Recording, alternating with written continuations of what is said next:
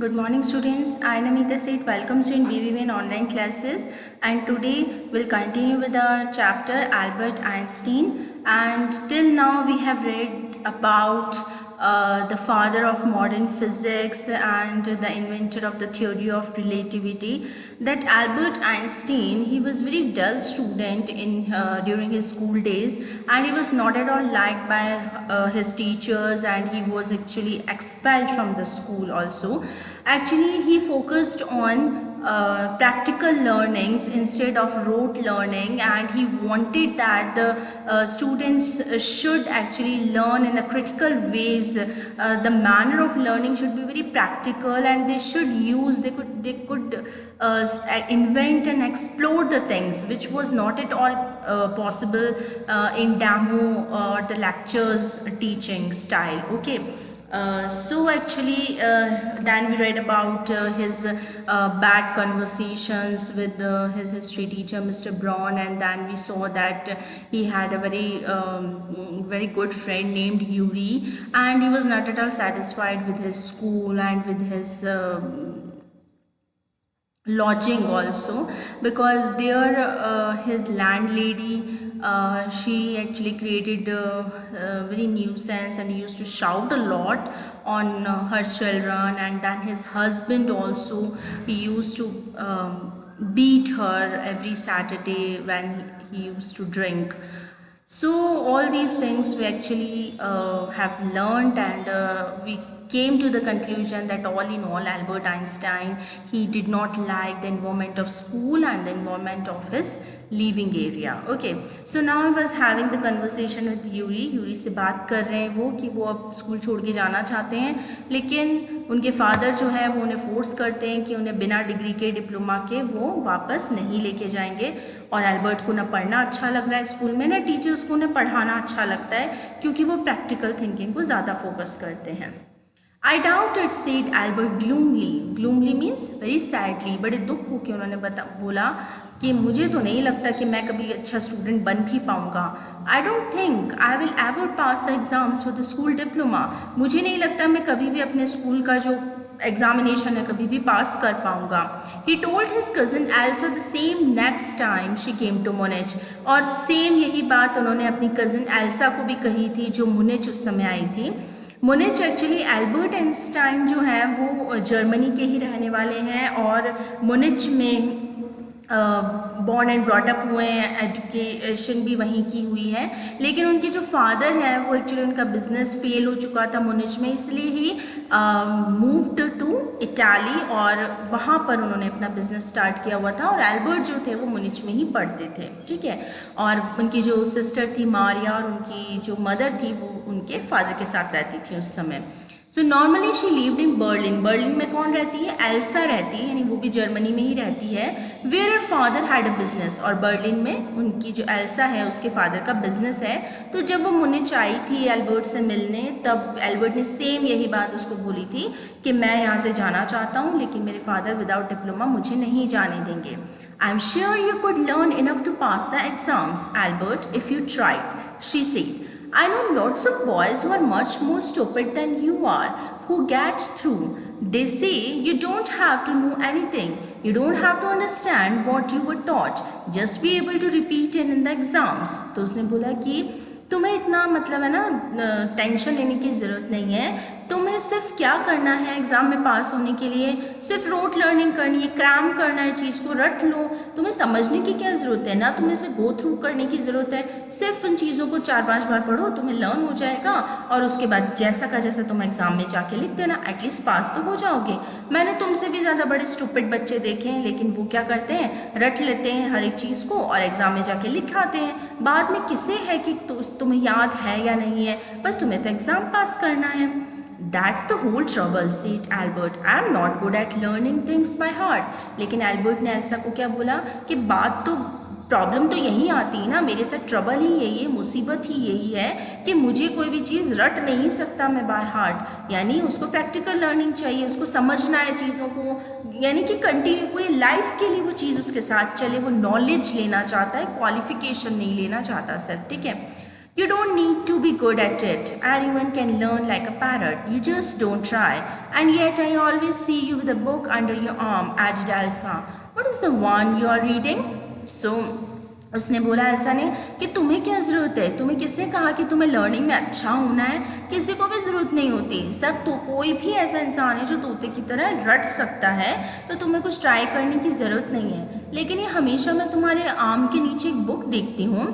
ये कौन सी बुक है जो तुम हमेशा पढ़ते रहती हो? A book on geology. तो क्या बोलता है? जियोग्राफी की कोई बुक है, यानी कि रिलेटेड टू अर्थ, जिसपे जियो मीन्स क्या होता है? Earth, and logy means study. So the study of earth is known as geology. Geology, rocks and things, do you learn that? तो उसने कहा अच्छा जियोलॉजी की बुक है, यानी रॉक्स और अदर थिंग्स की, अर्थ की स्टडी है उसमें, तो क्या तुम इसे लर्न करते हो?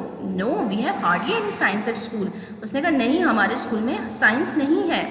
यानी जियोलॉजी जो है study of earth, it's a part of science.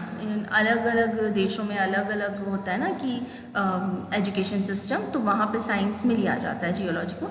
Then why are you studying it? तो उन्होंने कहा जब तुम्हें स्कूल के कोर्स में ही नहीं है तो फिर इसे क्यों पढ़ रहे हो?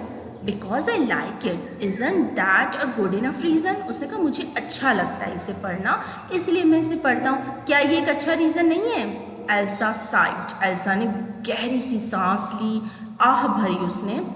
You are right of course Albert, she said, but it won't help with your diploma. उसने कहा ठीक है एल्बर्ट, तुम ठीक कह रहे हो, लेकिन ये सारी चीज़ें तुम्हें डिप्लोमा में हेल्प नहीं करेंगी। वहाँ तो तुम्हें पास करना पड़ेगा, चाहे तुम रट के करो। Apart from books on science, his only comfort was music, and he played his violin regularly until his landlady asked him to stop. So, science के अलावा, जो कि उसके स्कूल में नहीं थी, उसके अलावा उसे साइंस के अलावा उसे किस सब्जेक्ट में, किस चीज़ में इंटरेस्ट था? That was music. और वो हमेशा अपने घर पे भी वायलिन बजाता था, रेगुलरली कंटिन्यूसली बजाता, जब तक कि उसकी मकान मालकिन आके उसे स्टॉप ना कर दे कि बजाना बंद करो। That wailing gets on my nerves, या wailing क्या मतलब होता है? Crying very painfully। तो उसने कहा कि ये जो तुम जोर जोर से चिल्ला चिल्ला के ये वायलिन बजाते हो ना, ये मेरे नसों को फाड़ देता है, मतलब मेरी नसें बिल्कुल क्या हो जाती हैं? फट जाती हैं जब तुम इतना जोर जोर से ये गंदा सा म्यूज़िक बजाते हो। She said, There's enough noise in this house, we all the kids howling। तो उसने कहा हॉलिंग मतलब क्या होता है? हॉलिंग means also crying very painfully, यानी कोई जोर जोर से पेन से चिल्लाता है तो उसे भी हम हॉलिंग कहते हैं। तो कह रही है कि वायलिन बजाने की क्या ज़रूरत है? वैसे इस घर में बहुत शोर शराबा होता रहता है, बहुत चिल्लाने की आवाज़ें आती हैं, अब तुम ये जोर जोर से वायलिन बजा के प्लीज़ मेरे दिमाग के नसें मत फाड़ो। Albert was tempted to point out that most of the time it was she who made them howl, but he decided it was better to say nothing.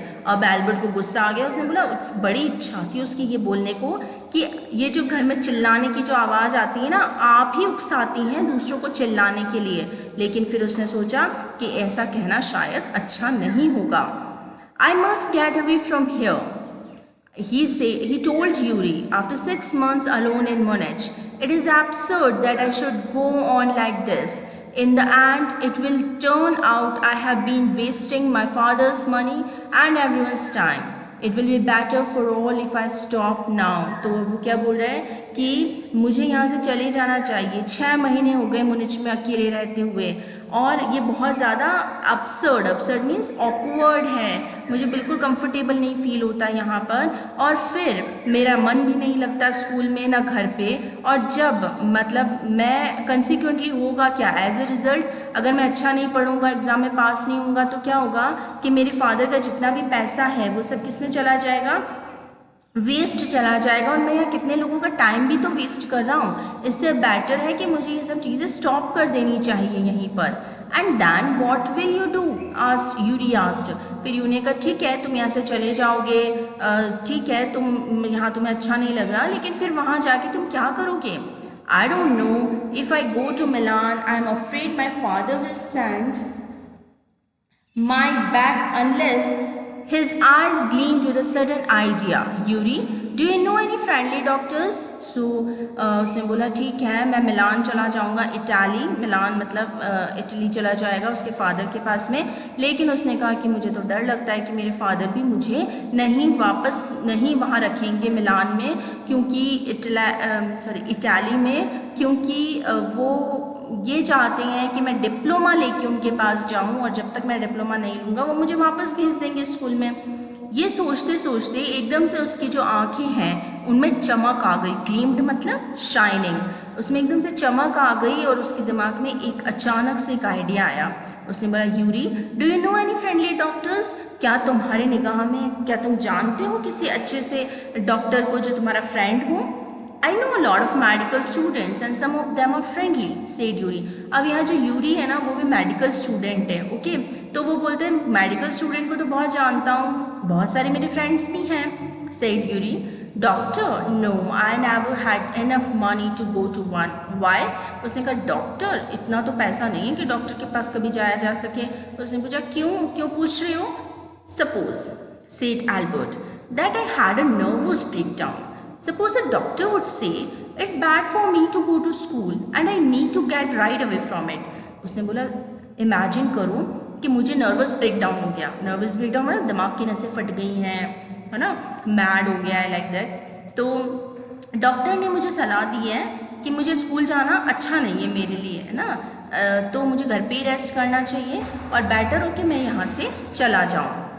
तो डॉक्टर अगर लिख के देगा तो ऑब्वियसली जो मेरे फादर हैं वो भी क्या करेंगे, मुझे ऑब्वियसली अपना लेंगे और मुझे फोर्स नहीं करेंगे वापस स्कूल भेजने को। I can't imagine a doctor saying that, said Yuri. Yuri ने बोला कि एक डॉक्टर इतना बड़ा झूठ क्यों बोलेगा तुम्हारे लिए? I must try, said Albert, to find a doctor who specialises in nerves. उसने कहा ट्राई तो करते हैं ना, बिल्कुल ट्राई करना चाहिए, एक ऐसा डॉक्टर जो नर्व्स में स्पेशलाइज्ड हो, मतलब कोई अच्छा सा न्यूरोलॉजिस्ट हम ढूंढते हैं और वो लिख के दे देगा तो मेरे फादर भी मुझे अच्छे से क्या करेंगे, वहाँ पर रख लेंगे मिलान में, और ये जो स्कूल वाले हैं वो भी मुझे स्कूल में से जाने देंगे। There are plenty of them, Yuri told him. He hesitated for a moment and then added rather reluctantly, I will ask some of the student if they know one of them if you like. तो उसने बोला कि बहुत है वैसे तो doctor. फिर उसने थोड़ा हेजिटेट करा, फिर उसके बाद में थोड़ा और घबराते हुए बोला, लेकिन काफ़ी दृढ़ निश्चय के बाद बोला कि ठीक है, मैं अपने फ्रेंड से बात करता हूँ, कुछ स्टूडेंट से बात करता हूँ, अगर वो कुछ कर सकें ऐसा तो। Will you? Oh thank you Yuri. Albert eyes were shining. अब एल्बर्ट को बड़ा अच्छा लगा कि काश ऐसा हो कि ये काम जो प्लान है वो सक्सेसफुल हो जाए। तो उसने बोला, यूरी थैंक यू अगर तुम ऐसा कुछ कर देते हो तो। Wait a moment, I haven't found one yet. Oh what you will? And if I do, I don't know he will be willing to help you. तो उसने कहा एक मिनट रुको, लेकिन मुझे ये बताओ कि अगर मैंने एक डॉक्टर ढूंढ भी लिया, अच्छा न्यूरोलॉजिस्ट ढूंढ भी लिया, तो ये क्या ज़रूरी है कि वो तुम्हारी हेल्प ही करेगा? He will declared Albert. तो एल्बर्ट ने डिक्लेयर्ड ही कर दिया कि हाँ वो बिल्कुल मेरी हेल्प करेगा। I am going to have a real nervous breakdown to make it easier for him. He laughed merrily. अब बड़ी खुशी के साथ में, और इतना अच्छा आइडिया आ गया है और अच्छा न्यूरोलॉजिस्ट भी मिल जाएगा, तो हंसते हुए बोल रहा है, क्यों नहीं करेगा मेरी हेल्प, ज़रूर करेगा। मैं उसके सामने सच में मेरा नर्वस ब्रेक डाउन हो जाएगा तो क्यों नहीं हेल्प करेगा। मतलब क्या करेगा, वो ड्रामा करेगा नर्वस ब्रेकडाउन का, तो ऑब्वियसली क्या होगा, उसे मानना पड़ेगा। I have never seen you looking less nervous, remarked Yuri. तो उसने कहा मैंने तो तुम्हें इतना कभी नर्वस हो देखा नहीं है। A day or two at school will soon put that right, Albert assured him. तो assured मतलब क्या होता है, किसी को पूरी तरह से श्योरिटी दे देना, ठीक है। तो उसने बोला कि मैंने तो तुम्हें कभी इतना नर्वस नहीं देखा। उसने कहा रुको 2-3 दिन स्कूल जाऊंगा ना, सच में मेरा नर्वस ब्रेकडाउन हो जाने वाला है, तो तुम मैं ना मतलब अश्योर्ड हो जाओगे, श्योर हो जाओगे कि मेरा नर्वस ब्रेकडाउन हो जाएगा। Certainly means surely. He had lost his high spirits when Yuri saw him next. और एकदम से जैसे ही उसने दोबारा यूरी ने एल्बर्ट आइंस्टाइन की तरफ देखा, उसने देखा कि एकदम से वो बहुत अच्छा सा वेल प्लान्ड, बहुत अच्छे से वो ड्रामा कर रहा है और उसने अपनी सांसें ऊपर चढ़ा ली हैं। I can't stand it any longer, he said. I really shall have a nervous breakdown that will satisfy any doctor. तो उसने कहा कि एल्बर्ट आइंस्टाइन अब क्या कर रहा है, ड्रामा कर रहा है नर्वस ब्रेकडाउन होने का, और बोल रहा है मुझे तो खड़ा ही नहीं जा रहा है, मैं ज़्यादा टाइम तक अब खड़ा नहीं रह सकता, मुझे लगता है मुझे नर्वस ब्रेकडाउन हो गया है, और शायद ये काफ़ी है किसी डॉक्टर को मानने के लिए कि मुझे नर्वस ब्रेकडाउन हो गया है, क्योंकि मुझे खड़ा ही नहीं रहा जा रहा है अब. Keep it up, then said Yuri. I have found a doctor for you. उसने कहा अरे वाह कितनी अच्छी एक्टिंग करी तुमने तो, ठीक है मैंने तुम्हारे लिए एक डॉक्टर ढूंढ लिया है. You have? Albert face lit up. Albert face एकदम से बहुत ज़्यादा रोशनी आ गई, जगमगा गया. उसने कहा क्या तुम्हारे पास डॉक्टर है? Oh good, well can I see him? उसने कहा क्या मैं उन्हें मिल सकता हूँ? I have an appointment for you for tomorrow evening, Yuri said. Here's the address. तो उसने बोला ठीक है. मैं जब वो वापस लौटा, जब आया ना यूरी एल्बर्ट आइंस्टाइन के पास में, तो एल्बर्ट आइंस्टाइन ने ड्रामा करा. तो यूरी एक्चुअली अब अपने साथ में एक अच्छा सा अपॉइंटमेंट लेटर भी लेके आया है, एक अच्छा डॉक्टर भी उसको मिल गया है. तो उसने कहा ठीक है मेरे पास तुम्हारे लिए कल की शाम का अपॉइंटमेंट है, और ये लो उसका address. He handed Albert a piece of paper. उसने एल्बर्ट को एक छोटा सा पीस ऑफ पेपर पकड़ा दिया. डॉक्टर अर्नेस्ट वेल, अब उनका क्या नाम था, doctor Ernest Well. Is he a specialised in nervous troubles, asked Albert. अब एल्बर्ट ने वो पीस ऑफ पेपर पे पढ़ा उसका नाम डॉक्टर अर्नेस्ट वेल. उसने कहा कि क्या ये अच्छे न्यूरोलॉजिस्ट हैं? Not exactly, Yuri admitted. तो यूरी ने माना कि नहीं ये बिल्कुल अच्छे न्यूरोलॉजिस्ट नहीं हैं. As a matter of fact ही only qualified as a doctor last week ही उसने अपनी डॉक्टरशिप पूरी करी है. You may even be his first patient, और तुम शायद उसके पहले पेशेंट होगे. You knew him as a student then, तो क्या तुम उसे एज ए स्टूडेंट जानते थे? I have known Ernest for years. हाँ, यूरी कह रहा है मैं तो अर्नेस्ट को काफ़ी सालों से जानता हूँ. Yuri hesitated for a few moments. He is not a fool, he want Albert. उसने बोला कि मैं काफ़ी टाइम से अर्नेस्ट को जानता हूँ, और वो बिल्कुल भी पागल नहीं है जो तुम्हारी इन सब चीज़ों पे यकीन कर लेगा. तो ही वॉन्ट एल्बर्ट कि तुम ऐसा जो कर रहे हो तो तुम काफ़ी सतर्क रहना. What do you mean? Albert ने कहा क्या मतलब है तुम्हारा? Don't try to pull the wool over his eyes. उसने कहा कि तुम है ना उसके आँखों के ऊपर से पर्दे हटाने की कोशिश मत करो. यानी कि अगर मैं ड्रामा करूँगा, और मतलब एल्बर्ट जाता है अर्नेस्ट के पास, डॉक्टर के पास, ड्रामा करता है और उससे बिलीव कर लेता है डॉक्टर, तो कह रहा है यूरी तुम मेरी सारी सच्चाई जाके मत बता देना तुम्हारे फ्रेंड को कि मैं ये सब ड्रामा कर रहा हूँ, ठीक है? तो ये जो चीटिंग है, मतलब मैं चीट कर रहा हूँ, ये तुम मत बता देना अपने डॉक्टर को. That's all. तो उसने कहा कि ठीक है छोटा मोटा एक धोखा ही तो दे रहे हैं, इसमें क्या बड़ी बात है. Be frank with him. उसने कहा कि उसके साथ बड़ा फ्रैंकली रहना. But don't pretend you have got what you haven't. लेकिन अब यूरी उसको समझा रहा है कि मतलब तुम प्लीज़ है ना उसको चीट करने की कोशिश मत करना, उसे मतलब फूल बनाने की कोशिश मत करना. To pull the wool over his eyes मतलब क्या होता है? To deceive anyone, to cheat anyone. तो तुम उसे प्लीज़ चीट करने की कोशिश मत करना, और जो तुम नहीं हो वो मत बताना. यानी वहाँ जाके ड्रामा करने की ज़रूरत नहीं कि तुम्हें नर्वस ब्रेकडाउन है. जो सच है वो सारा कुछ बता दो.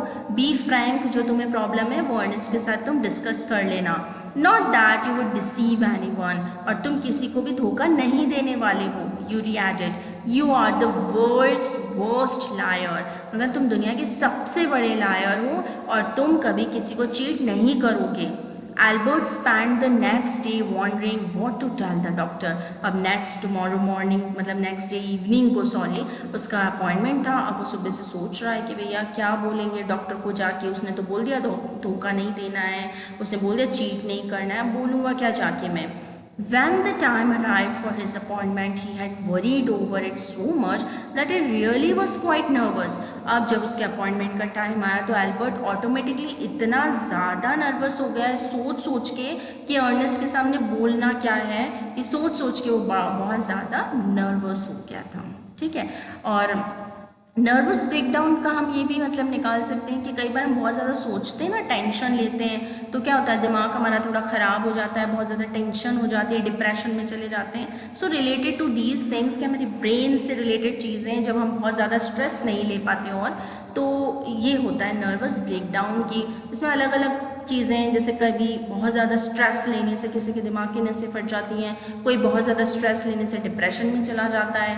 तो all like that only nervous breakdown की यहाँ पर बात हो रही है कि बहुत ज़्यादा एल्बर्ट आइंस्टाइन जो है वो स्कूल से बड़ा दुखी है और इतना ज़्यादा स्ट्रेस लेके उसका दिमाग जो है वो काफ़ी ख़राब हो चुका है, and he actually now wants to take rest, और उसे स्कूल जाने की ज़रूरत नहीं होनी चाहिए, वो घर पे जाके रेस्ट करे, ऐसा वो चाहता है कि डॉक्टर लिख के दे दें उसे। ठीक है, so will continue the next part of the chapter in the next video. Till then, happy learning and hope you understand the chapter. And students, please update your homework and please send me the PDF on my personal number. And if you don't understand the chapter, having any queries, please free to ask me. Okay, कोई भी problem होती है आप please मुझे freely पूछ सकते हैं, don't hesitate. ऐसा नहीं है कि हमें ये पूछना चाहिए या नहीं चाहिए, ऐसा नहीं है। So whatever is your query, I am always there for you. You just ask me about your problems. Okay, I will sort out your problem. So thank you.